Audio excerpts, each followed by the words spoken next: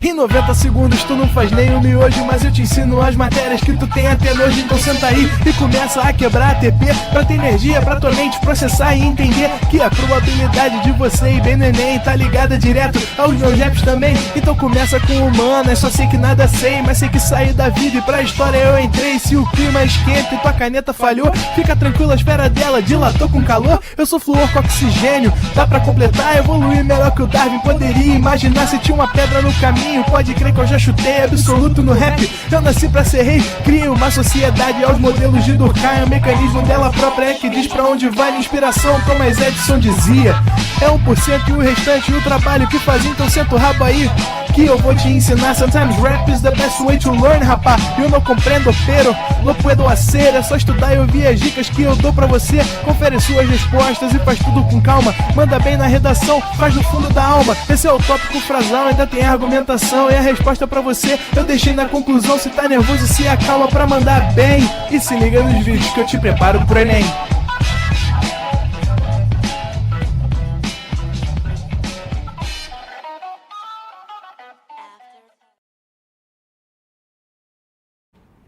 Estamos ao vivo, estamos online, Bia. Fala galera, fala indivíduos, fala alunos pro Enem, sempre um prazer inenarrável estar com vocês mais uma vez, mais uma noite, pra gente continuar, na verdade, uma sequência de aulas que a gente teve, né, ao longo desse ano. A gente trabalhou já anteriormente em aulas passadas sobre, primeiro, a questão da cidadania. Depois a gente teve uma aula para falar de direitos humanos de forma geral. E hoje eu fiz uma aula que é a aplicabilidade dessas duas aulas anteriores que nós tivemos. Por quê?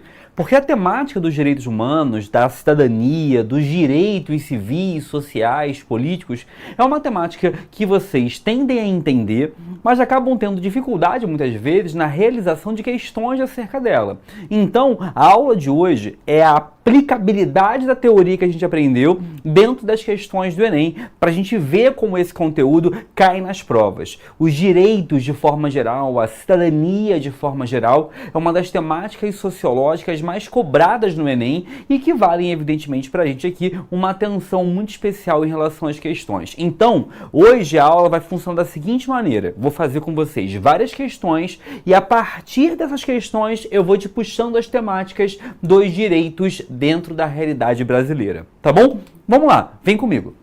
Primeira questão é uma questão do Enem 2017 e essa questão diz pra gente o seguinte: artigo 231. São reconhecidos aos índios sua organização social, costumes, línguas, crenças e tradições, e os direitos originários sobre as terras que tradicionalmente ocupam, competindo à União demarcá-las, proteger e fazer respeitar todos os seus bens. Então repara uma coisa, nós estamos falando de um artigo da Constituição da República Federativa do Brasil, um artigo que é o artigo 231, que está colocando que um grupo de pessoas que vivem dentro do território brasileiro, que são os indígenas, que esse grupo é um grupo que tem reconhecido por parte do Estado a religião, as tradições, os direitos sobre a terra, a língua e por aí vai. Ou seja, é uma questão que está colocando para nós os direitos de um grupo, os direitos constitucionais que esse grupo detém. E aí vai para a pergunta diz o seguinte: a persistência das reivindicações relativas à aplicação desse preceito normativo tem em vista a vinculação histórica fundamental entre. E aí você repara que o Enem muitas vezes, na hora de fazer uma abordagem, uma pergunta para você, ele utiliza algumas palavras que podem gerar algum processo de confusão, mas que a gente tem que ficar atento em relação a isso. Repara que ele fala a persistência das reivindicações, ou seja, tem reivindicações, ou seja, pedidos que estão ocorrendo já há algum tempo. E ele fala que essas reivindicações são sobre o preceito normativo. O que é normativo? Normativo vem de norma, vem de regra, ou seja, esse preceito de uma regra, essa regra estabelecida. Caros amantes de Mahjong Solitaire, esse vídeo é para você. Acabei de comemorar meu 60º aniversário na semana passada. Na minha idade, minha visão está piorando. Quando jogo Mahjong, é difícil para mim ver todos os naipes. Recentemente encontrei um jogo desenvolvido especificamente para idosos, Vaita Mahjong. Este jogo protegeu muito meus olhos e também me ajudou a dormir melhor. Nenhum anúncio irritante. Não é necessário Wi-Fi, fonte grande, azulejos grandes, 100% gratuito para download. Vaita Mahjong. Projetado para idosos. Sem anúncios irritantes. Não é necessário Wi-Fi. 100% grátis para jogar.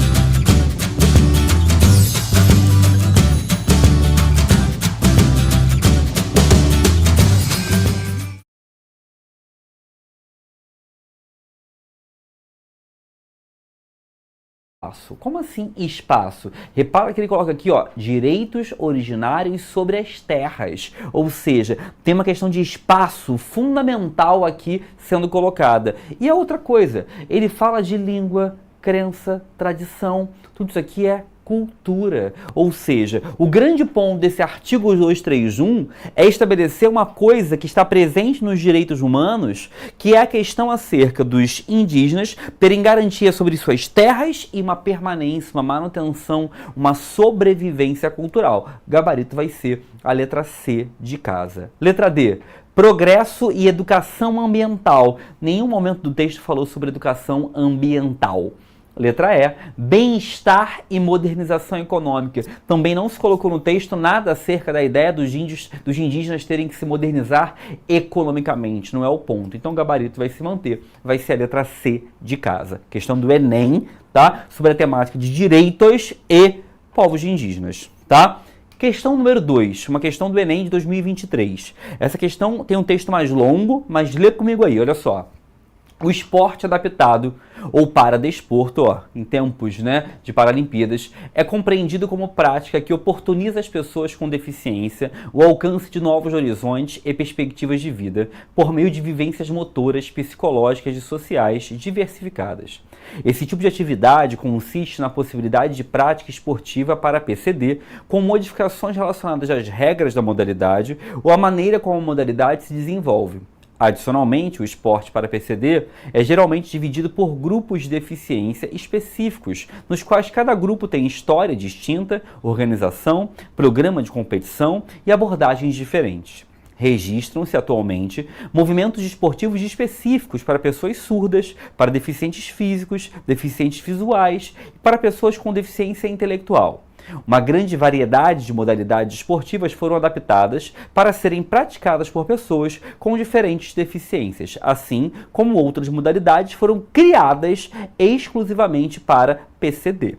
Tá? Então é um texto, que esse texto está vindo, né, de um arquivo das ciências do esporte, né, um texto de 2018, colocando algumas questões verificadas da relação da deficiência interligada ao esporte. Tá? Vale lembrar que a Constituição brasileira, verificada e interligada aos direitos humanos, estabelece um processo em que todo indivíduo deve ter condições de práticas culturais e de lazer, como por exemplo o esporte. Tá? E aí vem a pergunta para nós.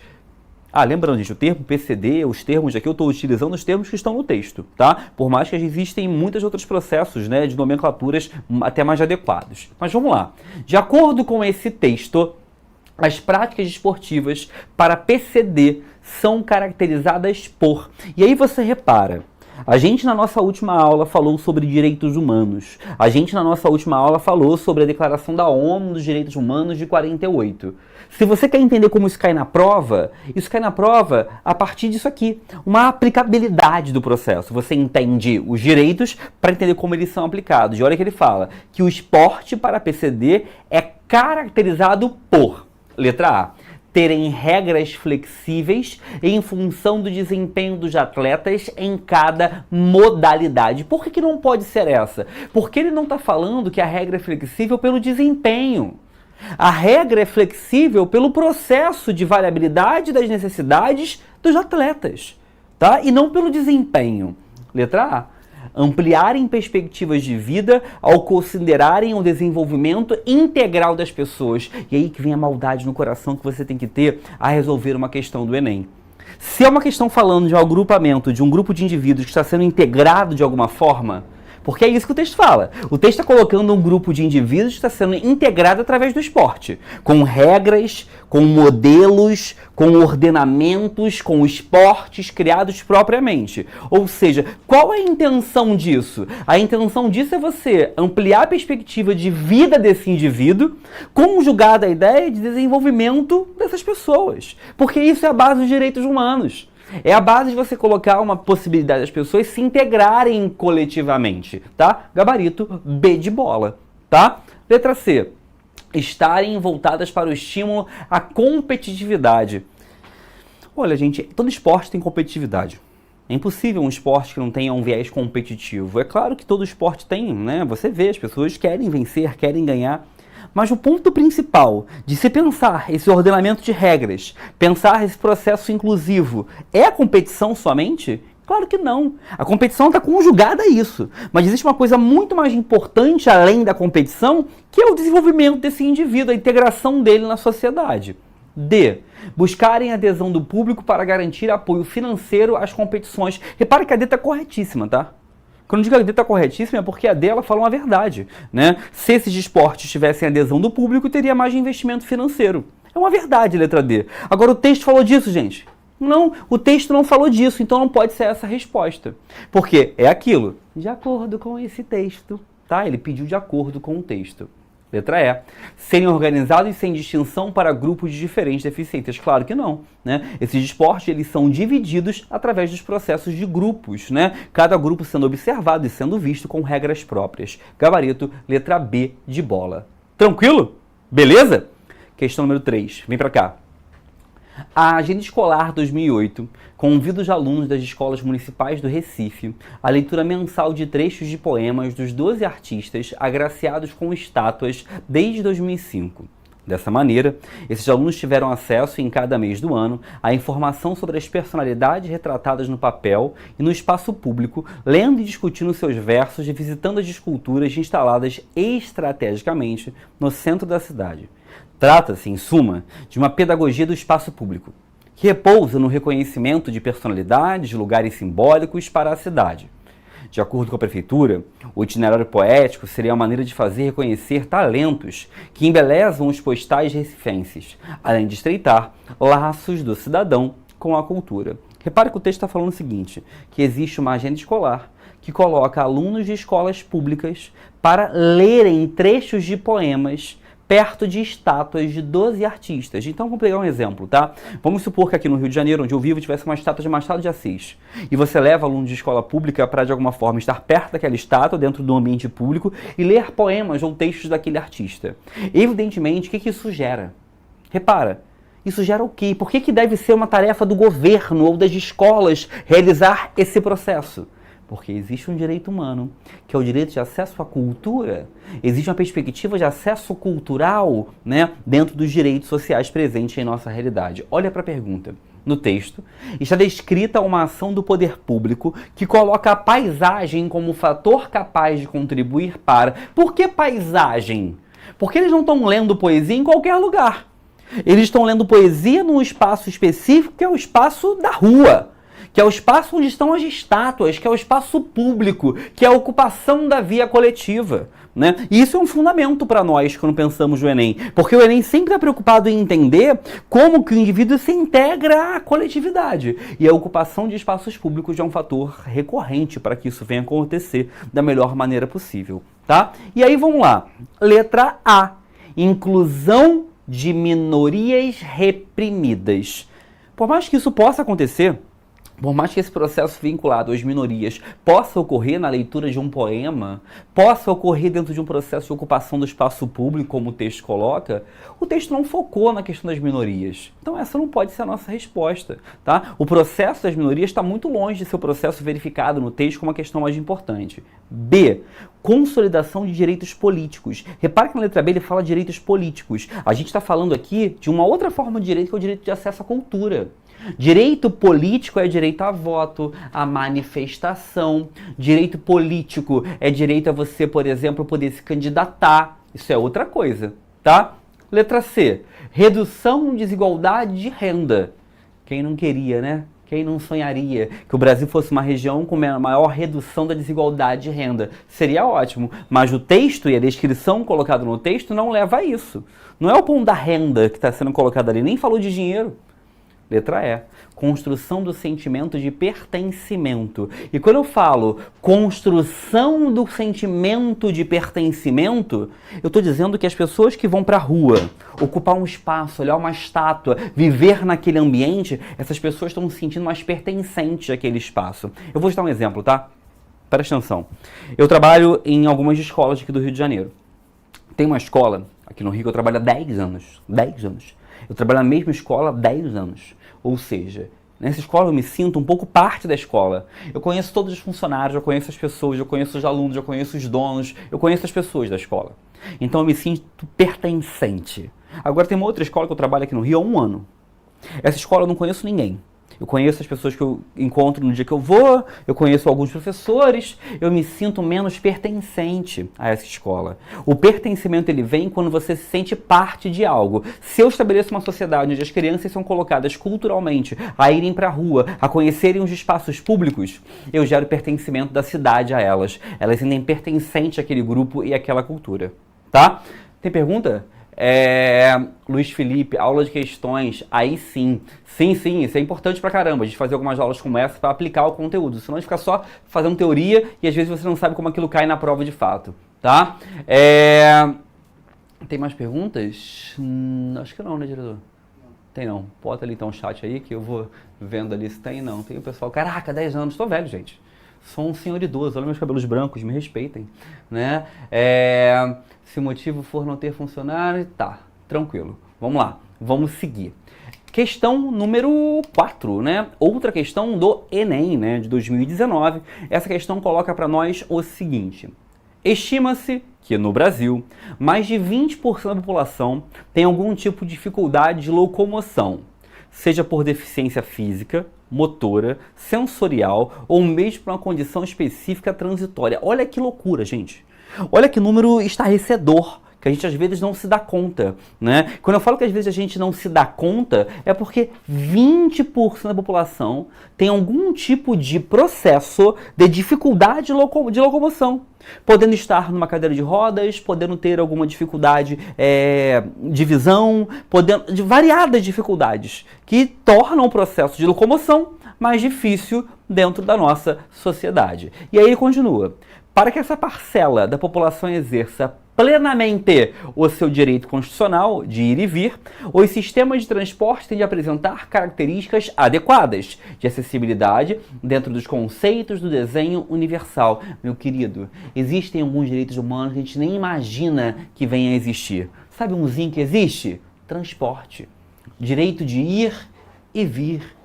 O direito à locomoção é um direito humano. É o fato de você poder ter facilidade de acesso e de transporte dentro da realidade em que você vive. E aí ele está colocando que tem uma galera que não tem esse direito devido às condições existentes em nossa sociedade. E ele continua. No meio urbano, o atendimento à proposta de inclusão social apresentada no texto demanda um conjunto de intervenções técnicas que promovam. Ou seja, se eu quiser incluir esse 20% aqui da população que tem algum tipo de dificuldade de locomoção, qual intervenção técnica eu tenho que promover? Eu tenho que fazer? Letra A. Ocupação de áreas periféricas. Meu querido, eu tenho que ocupar áreas da periferia? Vou colocar mais gente para morar na periferia. Ah, legal, resolvi o problema das pessoas que têm dificuldade de locomoção. Não, gente, resolveu nada, né? Letra B. Democratização do espaço público. Melhor. bem melhor. Por quê? Se eu democratizar o acesso ao espaço público, eu estou fazendo que as pessoas possam ocupar a cidade de uma forma mais adequada. Gabarito B de bola. C. Alargamento de malhas das rodovias. Então vou pegar uma avenida, vou colocar mais uma pista, e tá resolvido agora. Claro que não, gente. O ponto não é trânsito. O ponto aqui é uma dificuldade ligada às pessoas com deficiência. D. Monitoramento de fluxos populacionais. Meu querido, fluxo de população ocorre. Monitorar esses fluxos, quer saber o que onde eles estão acontecendo, eles não resolvem, né? Eles não resolvem o processo desses agrupamentos. Letra E, expansão de sistemas de comunicação. Gente, o texto falou de transporte, não falou de comunicação. Gabarito B de bola, tá? Deixa eu ver se tem perguntas ali. Maria Vitória, tem questão que dá para resolver sem ler o texto. Ou na maioria das vezes a resposta é de acordo com o texto. Maria, ter questão que dá para fazer sem o texto existe? Existe. Recomendo que você arrisque na hora da prova? Não recomendo. Não recomendo mesmo. Eu acho que a leitura do texto te leva à resposta, né? A leitura do texto ela te encaminha para a resposta. Você em 3 minutos e meio por questão, né, no dia de prova de humanas, 3 minutos e meio por questão, você consegue ler as questões. Você tem condições de fazer a leitura e a marcação no tempo adequado, tá? Então não tem por que pular o texto, tá? A leitura do texto ela tem que ocorrer. O máximo que você pode fazer é fazer uma troca. Ler a primeira pergunta e depois o texto, que aí você já lê a pergunta e depois vai para o texto sabendo o que ele quer. Agora, pular o texto, eu acho uma ousadia que eu não faria. Eu vejo muito aluno errando questões porque está com preguiça de ler o texto, achando que é mais rápido e malandro fazendo isso. E vai acabar sendo mal, porque na hora da prova, os textos muitas vezes direcionam para uma resposta específica. Tá bom? Maria Fernanda, professor, alguns falam para começar pela pergunta e depois ir para o texto. O que o senhor acha? Acabei te respondendo sem querer, Maria Fernanda, mas eu falo para você começar pela pergunta e depois ir para o texto. Aqui, como eu estou dando aula, eu começo pelo texto, tá? Mas se eu estivesse fazendo uma prova, eu iria para a pergunta e depois eu iria para o texto, tá bom? Tem mais ali embaixo? Não, o pessoal falou do gabarito. Show de bola, vamos seguir. Questão número 5, Enem 2019, e é a questão também sobre direitos, né, ligados aos seres humanos, aqui no caso direito ao trabalho, vai falar o seguinte: o Ministério do Trabalho e Emprego realizou 248 ações fiscais e resgatou um total de 1.590 trabalhadores da situação análoga de escravo.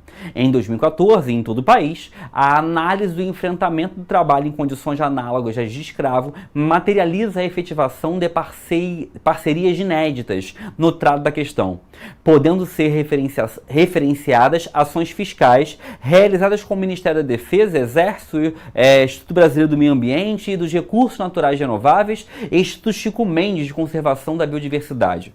Resumindo, está se falando que o Ministério do Trabalho, junto com vários outros órgãos, né, fez 248 ações para tentar resgatar mais de 1.500 trabalhadores em situação análoga à de escravo. O que é uma situação análoga à escravidão? Hoje não vai existir mais aquele processo escravocrata que existia no século XVII. De uma pessoa que vive numa fazenda dentro de uma senzala e que tem um pau de arara. Não, o modelo mudou.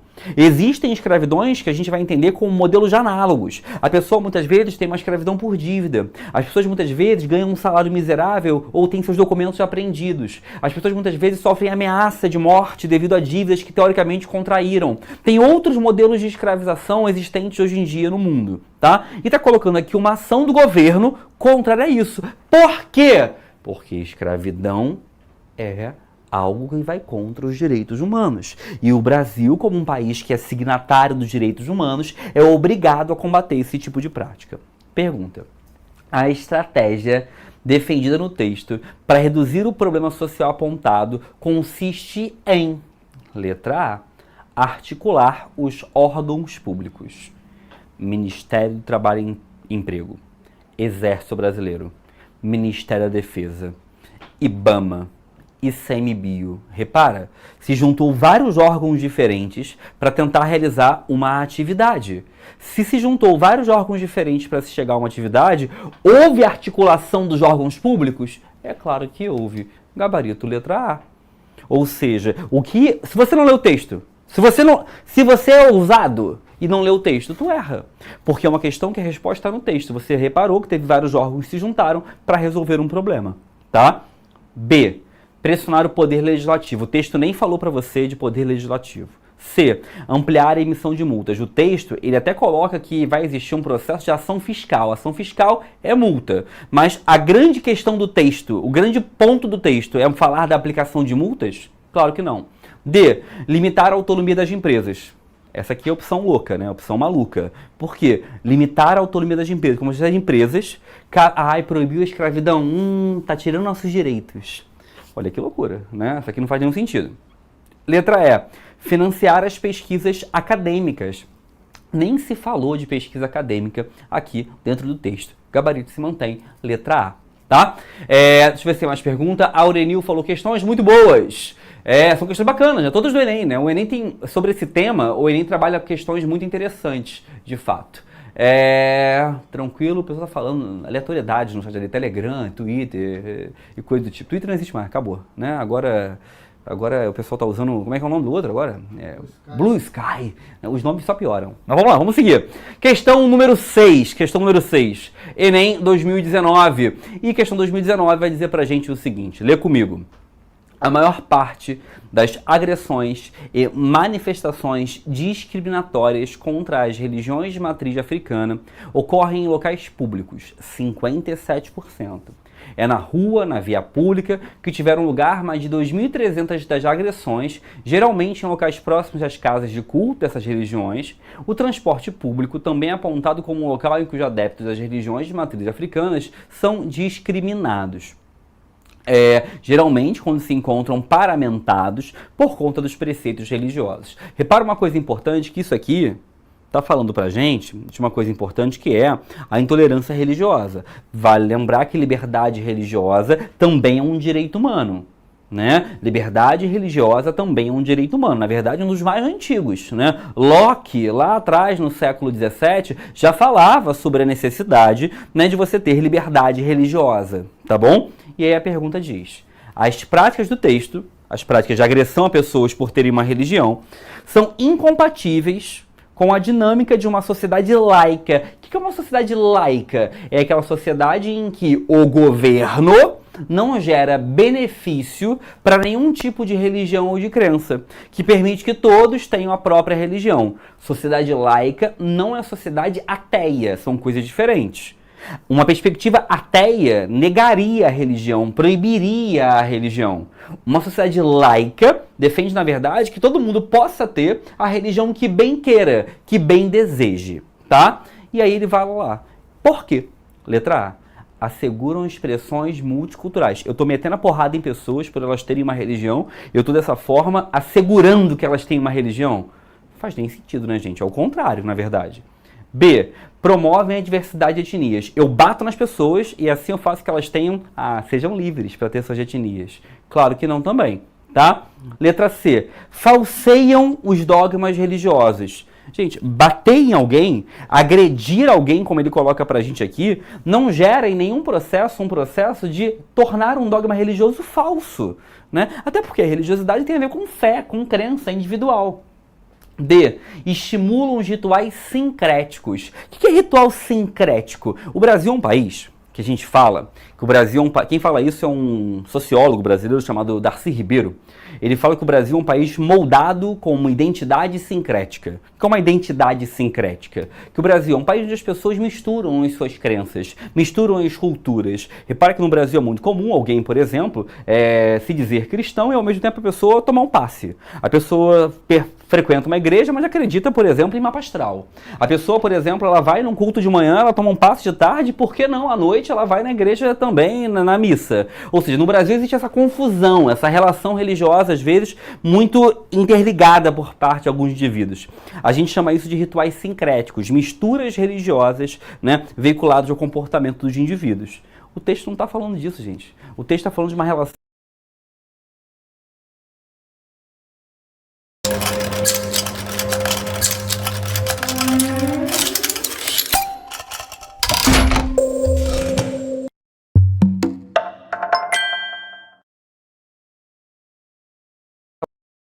Vai ser letra E, tá bom? Pergunta, diretor. Vamos lá. Maria Fernanda, eu amo a sinceridade do Leandro. Eu não sei o que eu falei de sinceridade, mas de alguma coisa eu falei. Beatriz falou que era a letra E. Boa, Beatriz. Show de bola. Tranquilidade. Vamos seguir. Questão número 7. Número 7. Fala pra nós o seguinte. A elaboração da lei número 11.340 de 2006, Lei Maria da Penha, partiu em grande medida de uma perspectiva crítica aos resultados obtidos pela criação dos juizados especiais criminais direcionados à banalização do conflito de gênero, observada na prática corriqueira da aplicação de medidas alternativas correspondentes ao pagamento de cestas básicas pelos acusados. Então repara, existe uma lei 11.340 de 2006, que é a Lei Maria, ficou famosa como Lei Maria da Penha, muito famosa pela parte da lei que fala da violência doméstica contra mulheres, e aí se coloca que essa lei surge porque era muito comum pessoas só pagarem cestas básicas. E aí a lei cria um processo mais rigoroso para quem comete violência doméstica, né? E aí ele continua. No contexto descrito, a lei citada pode alterar a situação da mulher ao proporcionar sua. Então a pergunta aqui é o que essa lei proporciona à mulher? Uma lei que vai fazer que as pessoas que cometam violência doméstica sejam punidas com maior veemência, não só pagando cestas básicas. Essa lei garante o quê? Letra A. Atuação como provedora do lar. Pô, meu querido, a lei não surgiu para fazer que a mulher seja a provedora do lar. Aqui provém o sustento do lar, não é para isso que a lei surgiu. B. Inserção no mercado de trabalho. Novamente, a lei não fala sobre trabalho. A Lei Maria da Penha é uma lei que fala sobre violência doméstica. C. Presença em instituições policiais. Gente, a lei não surgiu para fazer que tenham mais mulheres participantes da polícia. Não é para isso. Letra D.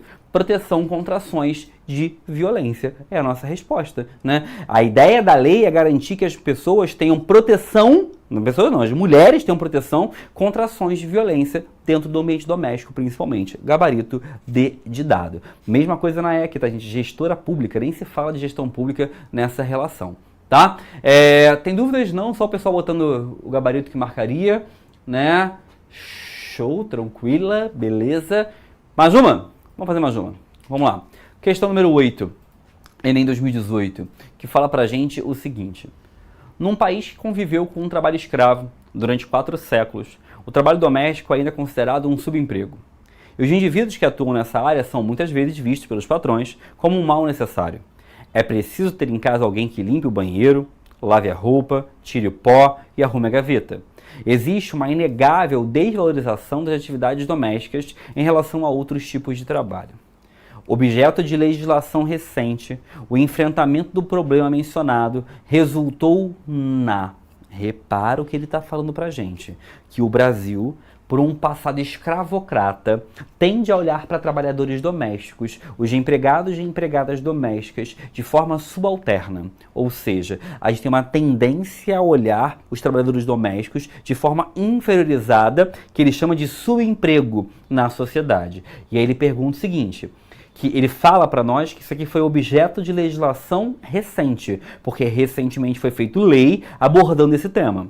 O enfrentamento do problema mencionado resultou ou seja, para enfrentar o problema de que os trabalhadores domésticos são inferiorizados, isso gerou o quê? Letra A. Criação de novos ofícios. Criação de novos ofícios? Não, gente. Eu não criei novos tipos de trabalho, tá? Na verdade, eu estou falando sobre como eu lido com a relação de um trabalho ser visto como inferior e não criar novos tipos. Letra B. Ampliação de direitos sociais. É isso. A legislação hoje vem tentando garantir direitos sociais para esses trabalhadores domésticos. O que são os direitos sociais? Direitos que incluem esses indivíduos dentro da sociedade. Direito, por exemplo, à relação salarial, direito, por exemplo, a um processo previdenciário, direito, por exemplo, a uma carteira assinada, direito a direitos trabalhistas, né? Básicos fundamentais. Gabarito B de bola, tá? C. Redução da desigualdade de gênero. Por mais que a gente saiba que a maior parte dos empregados domésticos no Brasil sejam mulheres, ele não falou sobre isso no texto. D. Fragilização da representação sindical. O texto também não falou sobre sindicatos. Letra E. Erradicar a atividade informal. Veja bem, gente, é óbvio que seria muito bom você erradicar esse trabalho informal, mas não é isso que a legislação vem tentando fazer. Ela vem tentando simplesmente garantir que o mínimo dos direitos sejam garantidos para esses indivíduos. Gabarito, letra B de bola, tá? Tem mais pergunta ali, diretor? São só pessoas botando as questões que marcaram? Tem. Eduardo, professor, qual a diferença entre direitos sociais e direitos civis? Direitos sociais são aqueles que eu gero para o indivíduo ser incluído na sociedade. E aí eu tenho educação, saúde, moradia, previdência, trabalho, emprego e por aí vai. Direitos civis são aqueles que têm a ver com a minha liberdade individual. Tá? Ou seja, é direito à liberdade de expressão, liberdade de pensamento, direito de ir e vir, direito, por exemplo, a ser julgado igualmente pela lei. São direitos que têm a ver muito mais com o indivíduo, ele por ele mesmo, menos com a sociedade, tá? Vamos lá. Vicente, professor, quantas questões caem no Enem de Sociologia e de Filosofia? Varia de ano para ano, tá, Vicente? Mas na faixa ali, juntando Sociologia e Filosofia, umas 15 questões, tá bom? Tem mais embaixo? Vamos lá. Maria, professor, vai ter mais aulas nesse estilo? Vai sim, Maria, vai sim, tá bom? Vamos lá, vamos seguir, vamos fazer mais uma saideira, dá tempo de fazer a saideira? Dá sim, questão 9, olha pra cá. Enem 2017, que fala assim: o racismo institucional é a negação coletiva de uma organização em prestar serviços adequados para pessoas por causa de sua cor, cultura ou origem étnica. Pode estar associada a formas de preconceito inconsciente, desconsideração e reforço de estereótipos que colocam algumas pessoas em situações de desvantagem. O argumento apresentado no texto permite o questionamento de pressupostos de universidade e justifica a institucionalização de políticas antirracismo. No Brasil, um exemplo desse tipo de política é... Resumindo, ele está colocando um dos maiores problemas que existem nos direitos humanos brasileiro, que é o racismo. Racismo é um problema grave no Brasil, difícil de ser combatido, mas fundamental a ser trabalhado, debatido, combatido de várias formas, né? E ele pergunta o seguinte: qual o tipo de política pode ser feita para combater o racismo no Brasil? E aí vamos lá. Letra A. Reforma no Código Penal. Gente, racismo já é crime no Brasil. Lei 7716 de 1989. Já existe o crime de racismo. Já é um crime inafiançável, né? Então não é mudar o Código Penal que vai fazer que isso mude, né? Letra B. Elevação da renda mínima. É inegável que se a gente aumenta a renda de um país, você melhora algumas situações sociais. Mas elevar a renda mínima vai acabar necessariamente com racismo? Não. C. Adoção de ações afirmativas. Vai ser essa a nossa resposta. O termo ação afirmativa significa o seguinte: são ações feitas pelo governo para combater diretamente e efetivamente algum tipo de desigualdade interligada ao preconceito. Então vou te dar um exemplo da maior ação afirmativa que o Brasil faz, que é uma que até influencia diretamente na vida de vocês: as cotas universitárias. A cota universitária é uma ação afirmativa. É uma política feita pelo governo para garantir a inserção de algum grupo e tentar combater algum tipo de preconceito. A gente chama isso de ação afirmativa, tá? Então isso é um tipo de política que visa, que tenta combater uma relação preconceituosa. Gabarito, letra C. Se você lembrar, a gente teve uma aula sobre questão racial um tempo atrás, que eu citei as cotas. E eu falei para vocês uma coisa: não me interessa se você é a favor ou contra as cotas. Eu não quero ser grosseiro com você, não é isso. Quando eu falo que não me interessa, é porque você tem que pensar de acordo com a prova. Para a prova, as cotas universitárias são fundamentais para o processo de inserção e de melhora da questão social no Brasil. E essa questão é a prova disso, tá? Gabarito, letra C de casa. Tranquilidade, diretor? Todos em paz? Vou fazer mais uma. Dá tempo, dá pra fazer mais uma ainda. Vamos lá, questão 10, para fechar 10 é redondo. Questão 10. A política de pacificação não resolve todos os problemas da favela carioca. Ela é apenas um primeiro e indispensável passo para que seus moradores sejam tratados como cidadãos. A Unidade de Polícia Pacificadora, UPPs, recuperaram um território que estava ocupado por bandidos com armas de guerra. Substituíram a opressão de criminosos pela justiça formal do Estado. Mas se a UPP não for seguida por escola, hospital, saneamento, defensoria pública, emprego, daqui a pouco a polícia de ocupação terá que ir embora das favelas por ser inútil. Ou será obrigada a exercer a mesma opressão que o tráfico exercia para se proteger, né? Cara, isso aqui é engraçado porque, sabe aquelas coisas assim, textos que envelhecem mal? Esse texto aqui, ele envelheceu perfeitamente bem, Tá? Perfeitamente bem. É um texto de 2017, é de 7 anos atrás. Existia aqui no Rio de Janeiro uma coisa chamada UPP. O UPP era a Unidade de Polícia Pacificadora, que era um projeto em que chegaria nas favelas de comunidades a polícia, e a polícia viria junto com ela escola, hospital, defensoria pública, para tentar controlar a questão da segurança pública naquela região. Chegou a polícia, mas não chegou esse resto aqui. O que aconteceu? Essas áreas voltaram a ser áreas que o crime organizado, de alguma forma, gere e controla no Rio de Janeiro, tá? Então, para o autor, a consolidação da cidadania nas comunidades está condicionada a, ou seja, o que eu tenho que dar além de segurança pública? Letra A. Gabarito, né? Efetivação dos direitos sociais. Eu só consigo ter a segurança se eu der escola, hospital, saneamento. Ou seja, os direitos para a pessoa se inserir na sociedade. Gabarito, letra A. Beleza, meus queridos? Eu sei que muitos de vocês não dão valor a aulas de questão, mas talvez sejam as aulas mais importantes, que é a aula que a gente realmente vê nossas deficiências e consegue ver os vocabulários que a prova costuma utilizar. Beleza? Forte abraço, fiquem bem. Até mais. Assista nossas aulas a hora que você quiser. Vem com o Pro, o cursinho online que mais aprova no Enem. Assine em proenem.com.br.